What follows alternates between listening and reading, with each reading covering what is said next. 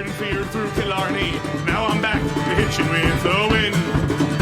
But if Mickey Flynn should ever find me, I'll throw me caution all behind me and square off on that son of a bitch again. He cracked open a river too, he beat me solid through and through, and so jiggle my unconscious frame. I won me healthy sheriff fights, well lucky son still had me life since Mickey Flynn beat me dumb and lame.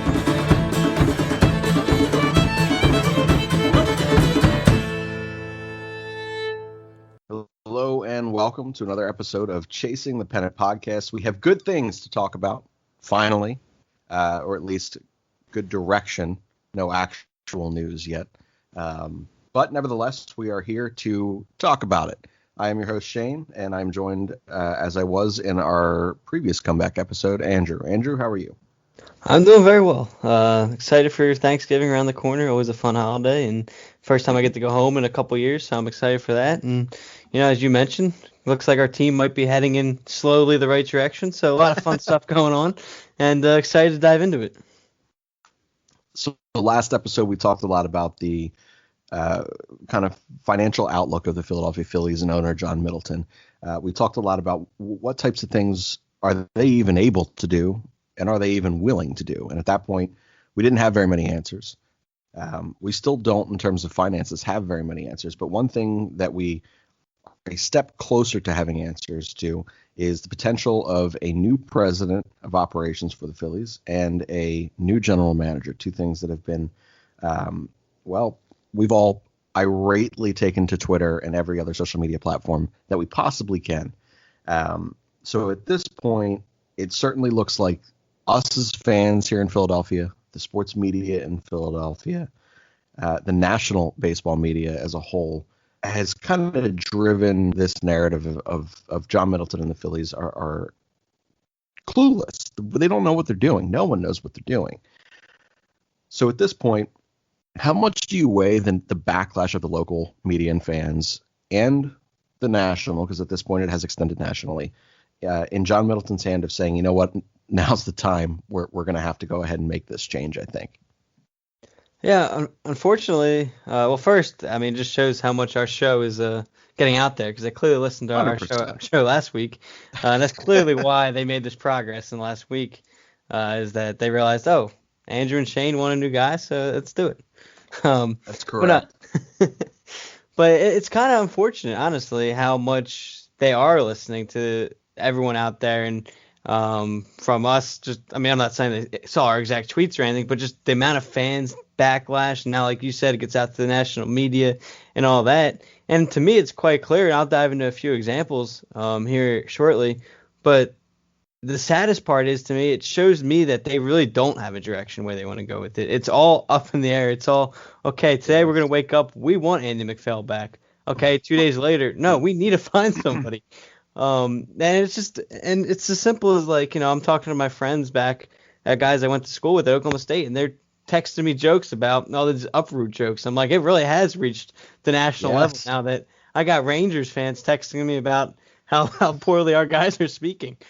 And just a few examples to show on all this backlash and stuff, and how much they do let the fans kind of run the team per se, is go back before the Harper signing. I mean, Phillies were believed to be in the race, and all of a sudden, Phillies fall back, Giants, and I forget who else was in there at the time.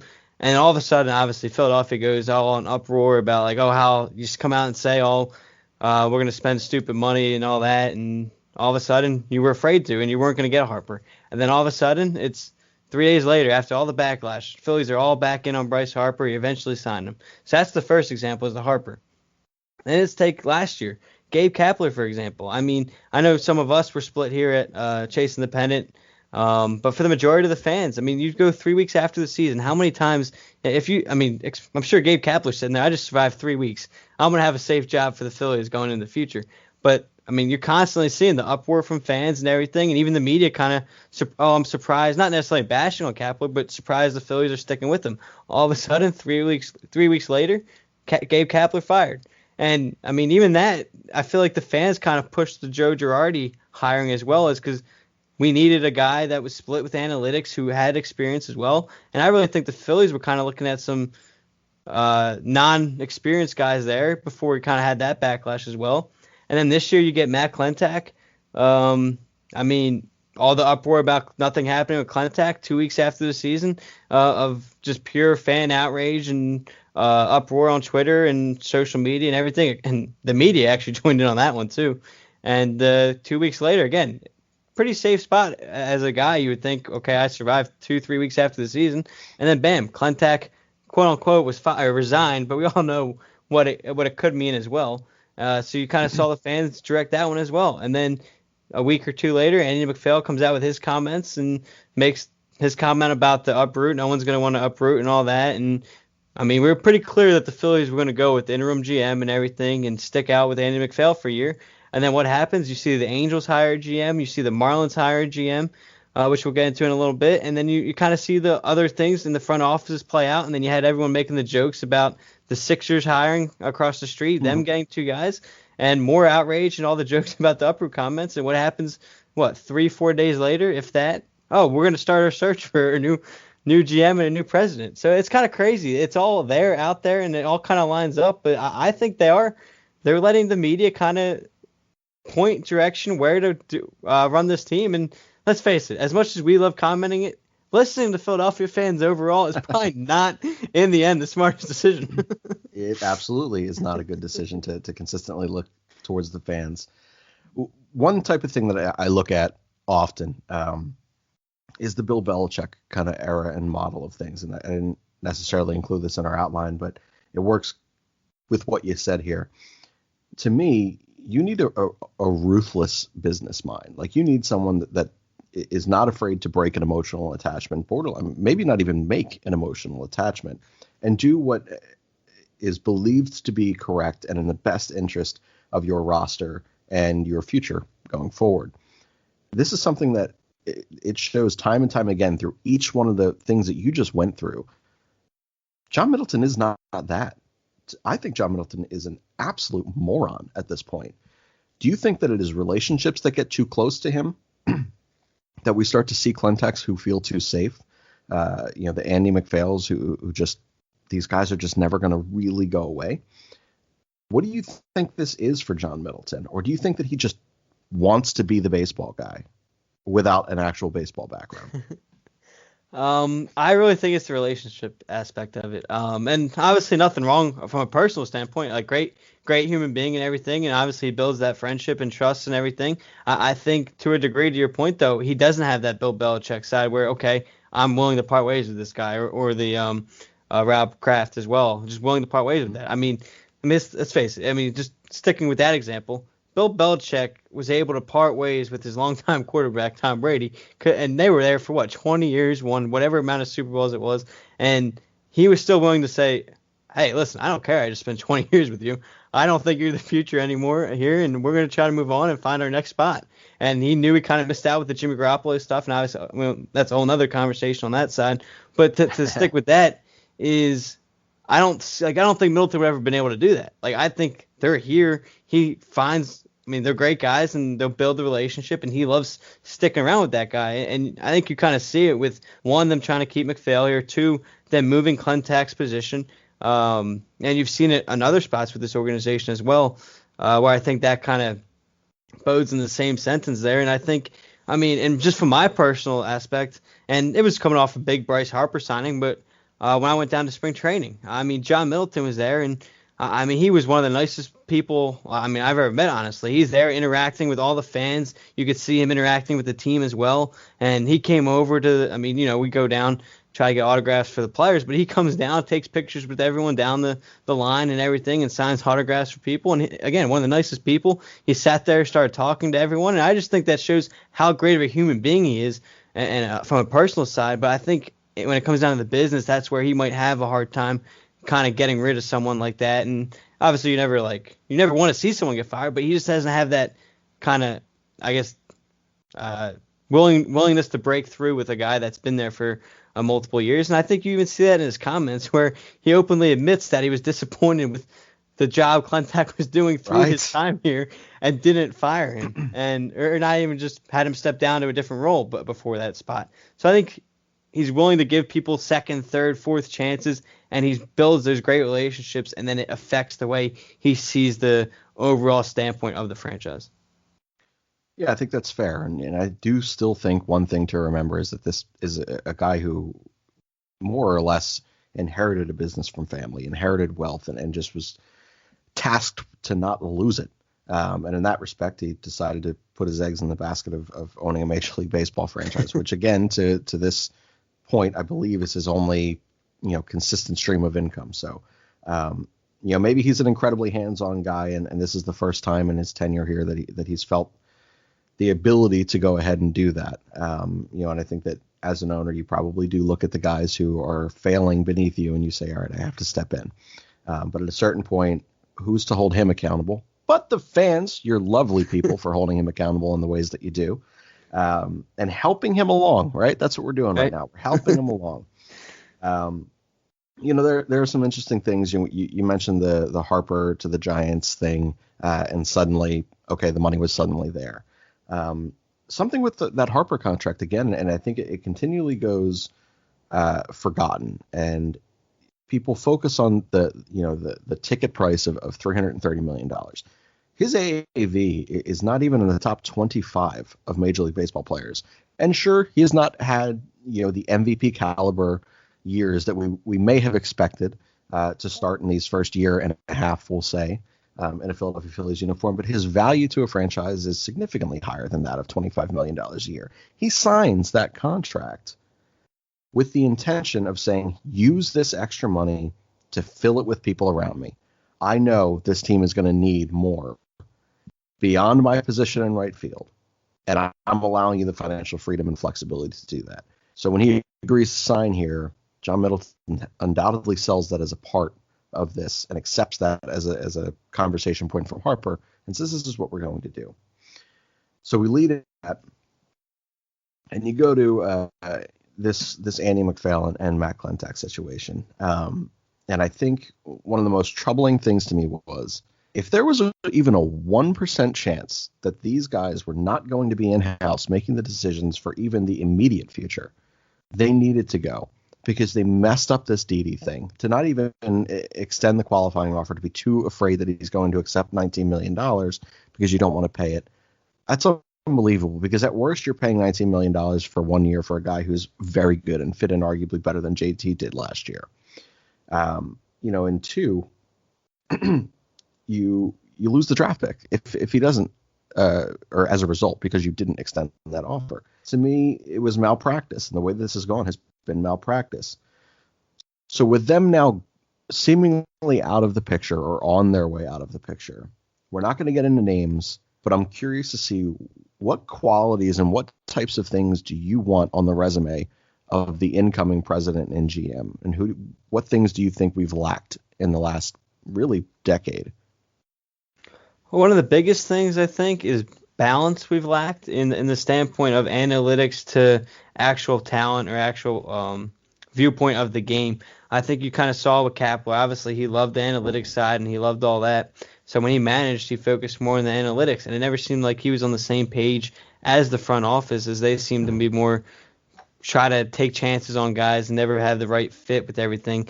And Girardi was a little better, but let's face it, Girardi was very similar to Gabe Kapler and was a lot more analytic driven. So I want to see a lot more balance from this team from the overall game knowledge standpoint to the analytics side of things. Is one of my biggest aspects of it. So maybe I'm not asking for the youngest guy, but a younger guy that has a good balance, whether from a successful team. And I think that's another thing is success. Don't take a chance on a guy that maybe he's had 1 year of success within a program and got lucky for that year or whatever, especially a year like this where, a 60-game season, let's face it, something a guy might have built might not have been the best for 162. So don't fall into that trap either.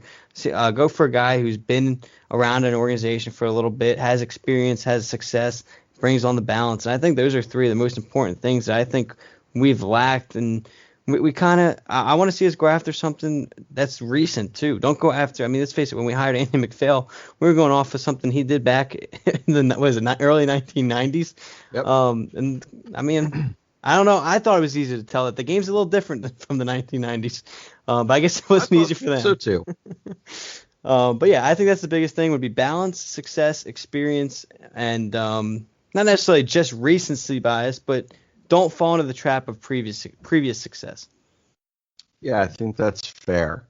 I think another thing going on those 4 points are the ability to recognize that this game is global now. That you need to be able to develop beyond the United States, and I think having a relationship, that allows you to attack these, outside of the U.S. markets and be attractive, be a destination that these incoming, talents want to come to. At this point, we don't sign high profile international market guys. Like we may be tied to them for a bit, but we're tied to everybody because we're a big market city. Supposedly, somebody tell John Middleton that. But that is something that would be incredibly important to me. You take a look, even in division, and you see the way that the Braves and the Nationals and even the Marlins have really found success in that market, whereas we still have not. I'm not prepared to say that the future of the game is specifically international, but it's trending in that way. And I think that is something, that I would sincerely look for in the next two, both general manager and president of an organization. I think that it's incredibly important because it's also cheaper, to go that route. But we, sticking in division here, I think that we would be remiss if we didn't sit here and take a little bit of time and congratulate Kim, who will become the first female general manager in the sport of baseball. One of the things that I do think is most awesome about this is you don't often see a resume like hers walk in for a general manager's position. She has to be the first person hired with such a resume in the history of the sport to have never done this position before. She has found success at every single stop, so much so that she has been a part of Major League Baseball as a whole and not just team specific for the last decade. For you, I mean, you work in college sports, so you work with both, male and female athletes. Not everyone's athletic dreams, extend to the playing fields that, you so choose to play. Sometimes it's in agency, sometimes it's in scouting, sometimes it's in development, sometimes it's in management. For you, as you take a look and you look at some of your female athletes over at your college, what do you think this means to them to see, in baseball's pastime, or America's pastime is baseball, and it's now expanding to, including its now first female general manager? I think this is huge. I think this is obviously congratulations to her and the Marlins organization for getting the deal done. And like you said, her resume proves everything. Like, it proves that she should have been hired and everything. So you can't have anyone, every once in a while you get the people that really try to fight it. They'll say, oh, they were just doing it to make that history, whatever. But no, she clearly has the resume, clearly deserves it. And I think this is a huge moment. I think this is an issue that has definitely been around for the last couple of years. I mean, excuse me, more than that, but especially it's the issues kind of I feel like it's been publicized, re-emphasized is a better word. Sure. The last couple of years. I feel like it's been out there in the media a lot more, and I think you've kind of saw it in the last couple of years. You've seen some hires that have happened, and I think this is one of the biggest ones here. I mean, again, to be the first GM is huge, and I think it's motivation for a lot of other females, again, that are trying to get into the business as well, and it gives them belief that they can do it, give them hope, and it kind of reopens the door in many different ways. And I think it allows them to continue to strive for what their ultimate end goal is, no matter how hard it is. Because there's a first for everything, obviously. This is the first time this happens, and it opens the door for many other opportunities. And I think you're going to see it in the next couple of years throughout, and you're going to continue to see it built. And I think it's something that continues to be seen, females belong in sports. I mean, simple as that. And obviously, being on Twitter, unfortunately, reading some of the comments on the hire, you have people that believe otherwise still. And it's going to be an issue probably forever in some people's eyes. But this is a huge movement, and I think it opens the door for many others. And specifically, for an example, I think you could see it for the Spurs. I really think this could open the door and kind of give other teams hope as well. And then maybe other teams are sitting there like, oh, do we want to be the first people to do this? Do we want to have the media attention like that? And we've seen it ruin other people's careers, female and non-female.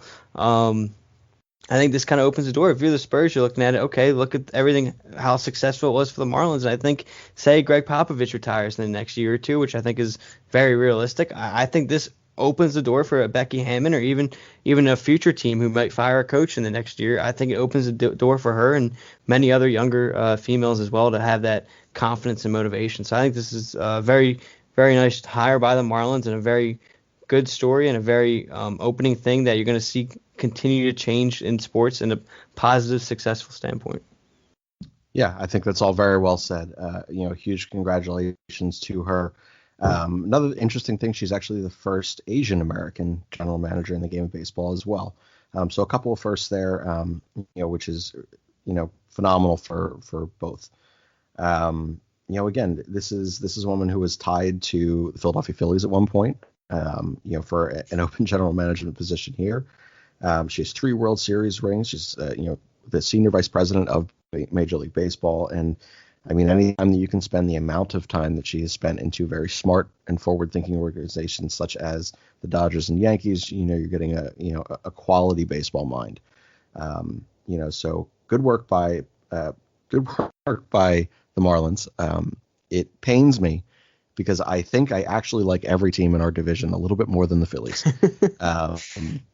From this decision and move from the Marlins, plus them making, the postseason in a year that we did not, and Mattingly and the job that he's been able to do there.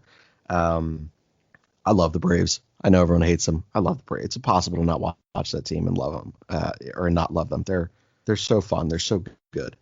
Especially Freddie Freeman. Like, I understand he's a rival, but he's one of those guys you just can't hate. He's such a good human. He's such a good player. He plays the game the right way. I mean, again, it's painful to watch him kill us every year, however many games at a time it is, depending on the year. But no, yeah, and I know a lot of people always, it's bitter when you have a rival win the MVP award, but I felt good for him, honestly. As did I. So up and down the division, to sit there and say that you enjoy watching these other teams and the process of those other teams more so than the team in your home backyard. John Middleton, you are utter disgrace. Absolutely disgraceful. But hey, hopefully we're moving in a positive direction, or, signing 2, God, I hope, forward-thinking and experienced individuals to fulfill those 2 positions. But again, congratulations to Command and to the Miami Marlins for breaking that barrier, so to speak. And I hope that this becomes a little more normalized, just as you had mentioned. I like the Spurs comment there too. So last show that we were on, we did not end up getting into this. And then our part of our team with Biscuit and Rob had begun to get into this, into the free agency market. That was the basis of their show. So with us not really touching on it too much, I want to kind of take a look at what you believe is a realistic approach to this offseason. So you can give me names if you want. You can give me dollar amounts that you think might be committed. Anything that you feel is most realistic in what we can only assume will be an incredibly frugal offseason from this front office. Yeah, I'm really interested to see which direction they go in terms of the front office. I think as you already alluded to, missing out on Didi. I think you already missed out on a big opportunity, unfortunately. And I think that opens up another hole in this roster now. And real quick before I get into the full-on free agency, I think the reason why you missed out on that is what better way to have him accept that qualifying offer, as you mentioned, a great fit last year, and you have a believed, obviously a prospect's a prospect, but you have a believed Bryson Stott who's knocking on the doorstep, probably a year, maybe a little over into like May the following year, maybe that kind of situation we saw before.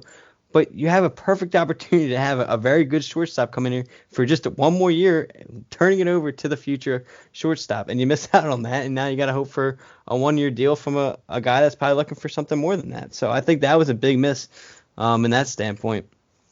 But I'm going to take a realistic standpoint without JT, because I unfortunately think JT will not be coming back. I hate to be pessimistic in that sense because I try to be optimistic.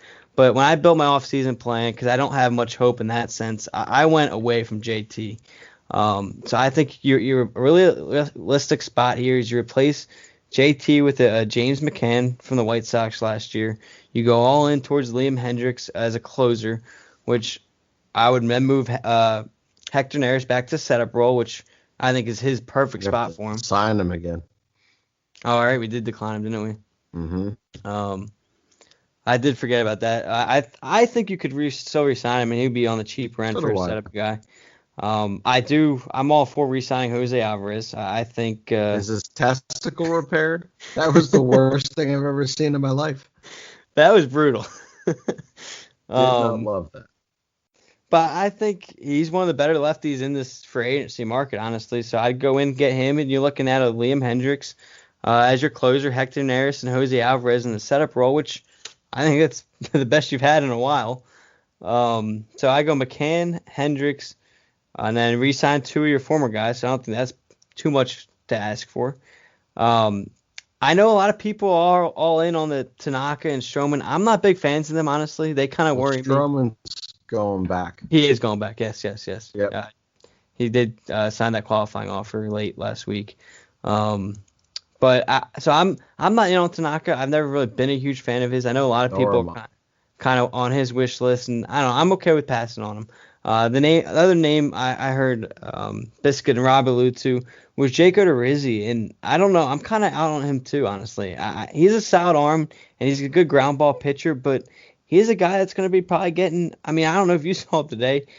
Former Philly Drew Smiley got a 1-year, $11 million deal. So if Drew Smiley, I don't know what the hell the Braves are thinking in that respect.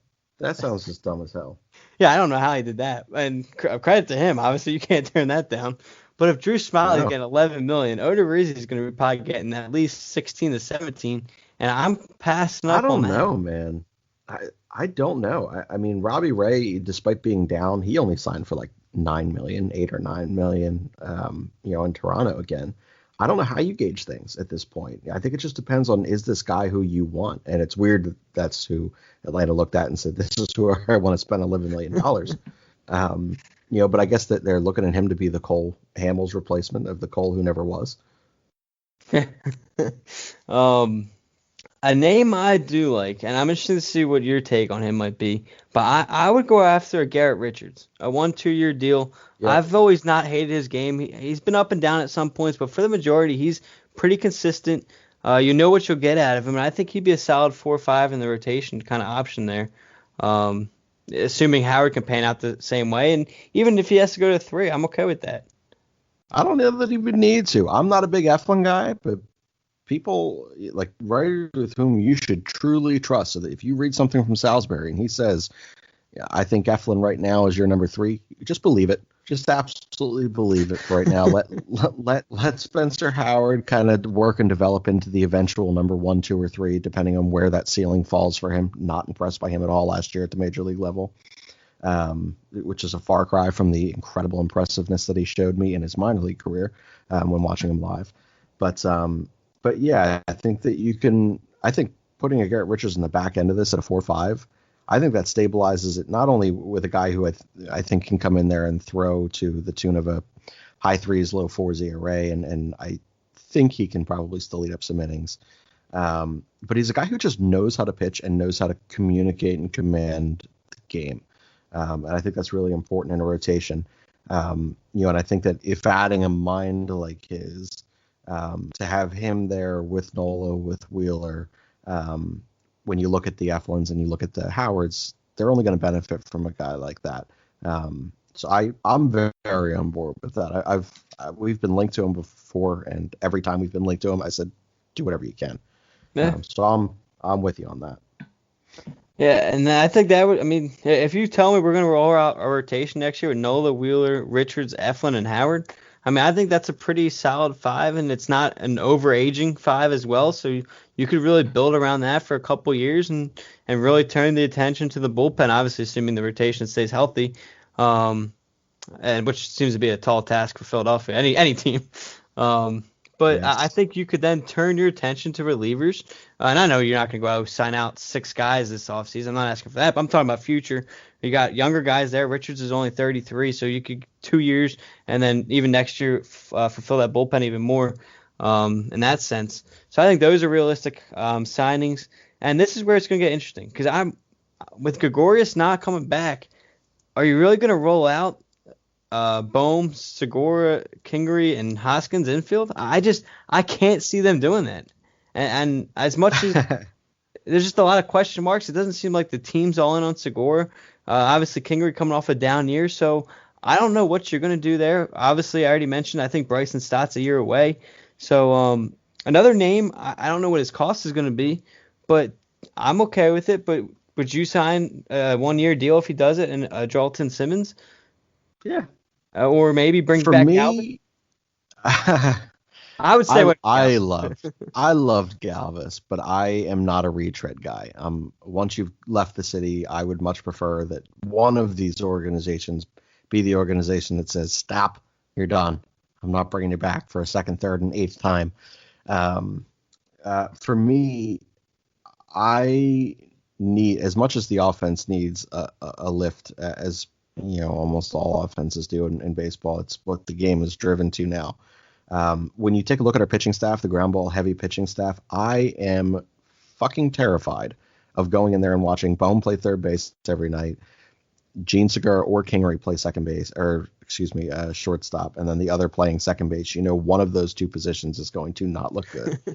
And then Rhys Hoskins at first base, it's like, holy crap, who can start throwing fly ball pitches, at this point, fly ball outs, and how much further can we extend fences in Citizens Bank Park and the alleyways? Can we round this out a little bit in the gaps? Like, what's going to happen right now? So that's what I'm most fearful for. So you mentioned a guy like Andrelton Simmons.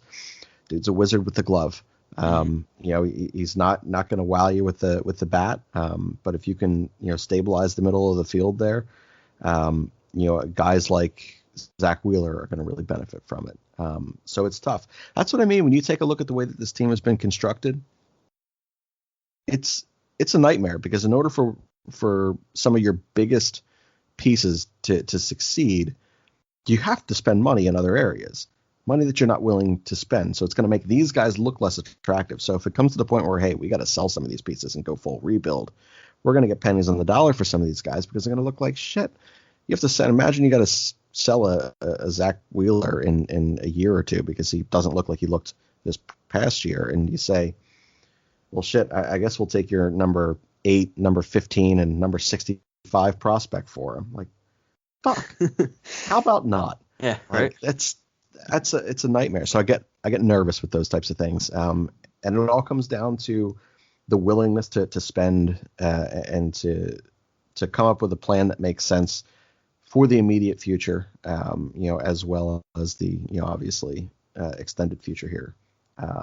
But do you have any final thoughts here on free agency as a whole, or any names that you maybe didn't discuss yet?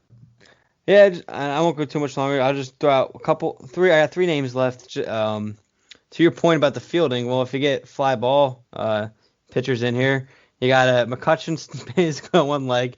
Kind of slow getting to some fly balls last year, and between Quinn and Hazley not knowing how to run down a ball, and Quinn was worse than Hazley, but at times both of them were pretty bad. What about, he's been linked to the Phillies countless, I feel like every trade deadline for the last 5 years. Jackie Bradley Jr. And I don't know what his cost is going to be, but I'm okay with maybe going after him, because listen, whether we believe in Hazley still or not, it sure does not seem like the Phillies do. I don't know what the hell he did for Girardi to not enjoy him, because when he was hitting when damn near nobody was hitting, and he could not get himself in the lineup again. You imagine if he got the trust that freaking, God, I'm blanking on his name, Phil Gosselin. Phil Gosselin got like 700 at bats last year. Adam Hazley got like 14. That's ridiculous. It's unbelievable, because Hazley's a young guy. You drafted him first round, whatever, 3 years ago. 7th overall. And you're already basically, what seems like you gave up on him. And that's the tough part about turning over your coaches and stuff, is each guy sees someone different. But, I mean, again, I think it'd be too early to give up on him, but let's face it, the Phillies don't have faith. So I think they'll go somewhere at center field, and I think Jackie Bradley, been linked to us before. Girardi's obviously had to face him over there in the AL East. I think he could be an option. And then you're going to need a bench piece too, so I keep an eye out for a guy depending on his price range too. He's been around the league for a while. Former Astro, so who knows what kind of hate he would get. I don't know if you'd be okay and open with that, but I would be okay, and I think the Phillies are going to look into it maybe a little bit, depth-wise, is Marwin Gonzalez. Yeah. Yeah, look, I know the way that the world views the Astros right now, but I would pick any single piece, and I would take the freaking janitor from the Astros and be like, "What'd you learn, man?" Like anyone, name anyone. So I do. I think that's a good value piece, and he's versatile, which is something that's huge. So I think that's not a good name, and I don't think it'd be super expensive. Yeah, I think at this point he'd be on the cheaper end, and I think he'd be a realistic option. So I think those are all realistic names. I'm not saying that's a lot of names, so I'm not saying they're going to go out and sign all of them, but I think those are some names to look for throughout the offseason. Not too expensive, obviously, because you got to be careful with the small market Phillies. But no, and I'm 100% biased on this. I would always love to see him take a chance on this guy, and it hasn't worked out in the past taking chances on players, but I've always been a huge Corey Kluber fan, so if you can find him somewhat on the cheap end for a 1-year deal. I said that too. Okay, I got someone else on board. Yeah, he was in my notes. After getting rejected there, like, wow, that's the fall he took, man, and so quick. Crazy stuff. But yeah, I would absolutely kick the tires on him. I think if you can get him for even a 1-year prove it deal, if you had to spend a little bit more to get him here, do it. Exactly. Yeah, I'm for it.